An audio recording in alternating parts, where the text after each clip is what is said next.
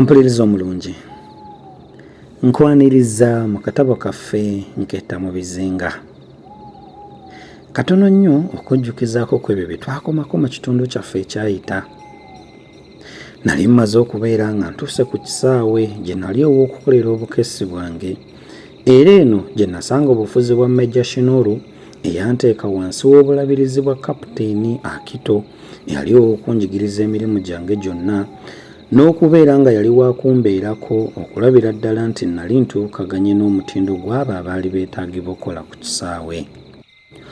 Olwali olwo Akito n'ajja yeekamirira entabaaza bakadde etaamusobozesa kuddamu kubeera ng'ayimirira wadde okubaako ky'ayogera ekyamuviiramu otulo.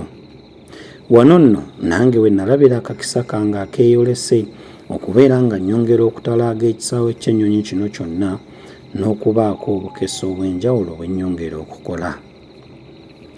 Nkwaniriza mu kitundu kyaffe ekyokusatu eky'essuula nsimba ekigere mu yugoyugo. Ebuvanjuba ne ku bukiika obwa kkono yaliyo ogubira, obukiika obwa ddyo ng'eriyo omusunku ate ebugwanjuba ng'eriyo olusozi olw'embobo. Olusozi luno lwe baawookoolamu amakolero, amaterekero n'amaddaabirizo g'ennyonyi, gattako ne zi woofiisi. Ekisaawe kyonna kyali kyetooloddwa olukomera olw'obuuma okwali amalobo n'enkwakkuzo era nga kuleebeeterako n'ebide. Mu nsonda emu nga mulimu akayumba ak'embaawo omwaliddwa ng'emisegula gy'embwa egyayamanga ku kukuuma ekisaawe ekiro.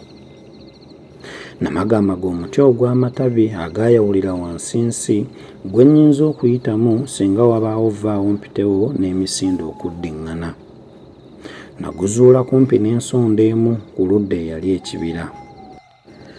Mu nnaku ezaddirira buli lwe nakwatirizangayo akaseera nga neemulula n'enkwekweta mu kibira noonya ebintu byange tamutamu bye yali ankwekeddeyo. Byasooka kumbola naye nalwaddaaki ne mbiggukako. Mu kaseera kano gwali gutusaza mu kabo n'Akito eyali avumbudde nga nali nsobola okutegeeza ab'ennyonyi mu Lujapaani nti mukke oba temukka, oba okumuzuukusa nga wabaddewo ekibuuzibbwa kye simanyi nga ye akabisi kamwe kabadde.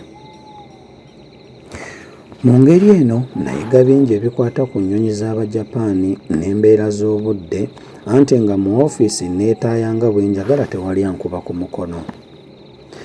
Byonna bye twetaaganga okuweerezeganya ne tamutamu twabikukusanga ne tubiyisa ku mukazi omukadde omulema Ziwunge eyajjanga okutunda obuntuntu bwe n'okusabiriza. Yalina emmindi bbiri. Mu luseke lw'emu mwe yaleeteranga obuzingojjo okunsuulirwa ebifaananyi n'obubaluwa okuva ewa tamutamu, ate n'azizzaayo obuzigojjo okuli ebifaananyi n'obubaluwa bwange mu mmindi endala, mwe yasanganga mmaze okubumusokomolera. Bwe nabanga amusasula oba amugerula nga ngimukwanga. Ebintu ebirala ng'abireetera mu wujju oba mu mapaapaali.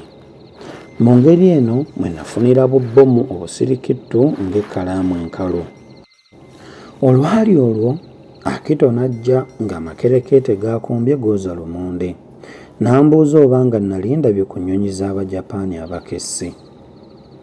Nga ŋŋaanyi yaŋŋamba nti, "Gwe wooricce onoozira lwenca."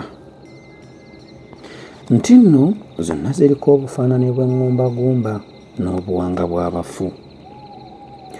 Ng'ayogera olulimi terukyabutuka alinnyamu lulinnye n'ansuulamu ne kano nti nno mbu ekibaleeta kunoonya bakessi abaava mu nsi z'Abawalabu emyezi ng'ena egyakayitawo ne bajja mu bizinga bino. Babadde bakolagana n'omumyuka w'omuduumizi w'amagye mu kitundu kino, nti naye baabatebuse ne babaggukamu ye ne bamukwata. Baamukubiddewo emmundu era ze zino embuyaga z'olaba. Akito ng'azunga n'ebigere asigadde kuwalula biwalule, namuzzaayo ewuwe ne ntandika okwekerebenda ku byange n'okuyiiya ku magezi aganannyamba singa ddala ng'ebintu biba nga Akito bwe yali abyasanguzza nga tayogeza ttamiiro. kubanga muli nasigalamu akakunkuna. Ku maliiri omuntu yayisa akapapula mu mpataanya z'oluggi n'akanyugunya ku buliri bwange. Nabuuka ne mbandulawo oluggi naye yakaleeta saamulaba anti ng'olufu luzigajjadde wonna. Napakula akapapula ne nkasoma. Ebyalimu byammala enviiri ku mutwe era byantokootereza. Byali bisoma biti: obutabo embadde nkuweereza bugudde ne busasika. Weegulira obubwo ku nsimbi nga bwe twazigereka, ate nno kikole bunnambiro ng'akatale tekannabuuka. Si kulwa ng'osula amaliba oba okuwamma obuwamya ak'okumiringusa. Mpulidde nti Odeku alima ettaka lye asimbemu ku Kanaamujuna, naye ndowooza ajja kufa ppereketya w'ekyanda. Oli bwannamunigina.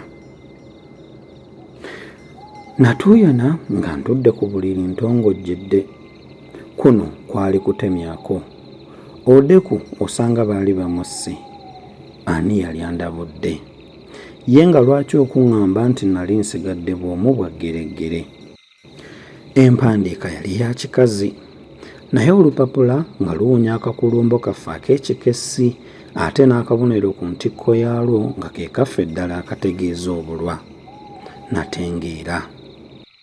Enswagiro yampawamula ne neekakaba ne nnyambala, era nalembalemba nga bwe mmagamaga ne ntwala ekibundu kyange ekiwandulira amasasi okumu okumu mu emu ku nnyonyi ezaali mu kisaawe nga nnyonoonefu ne nkikukulira omwo.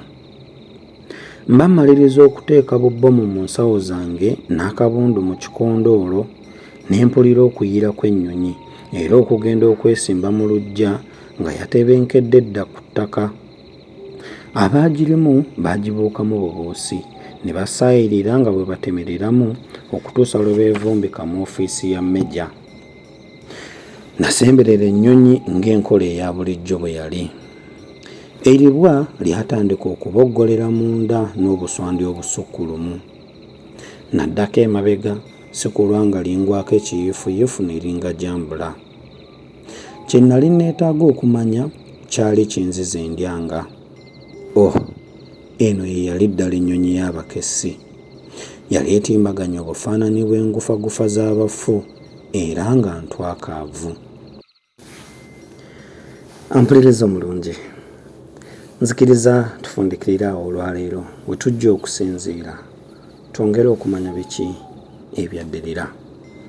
Akuume atakuumira mpeera.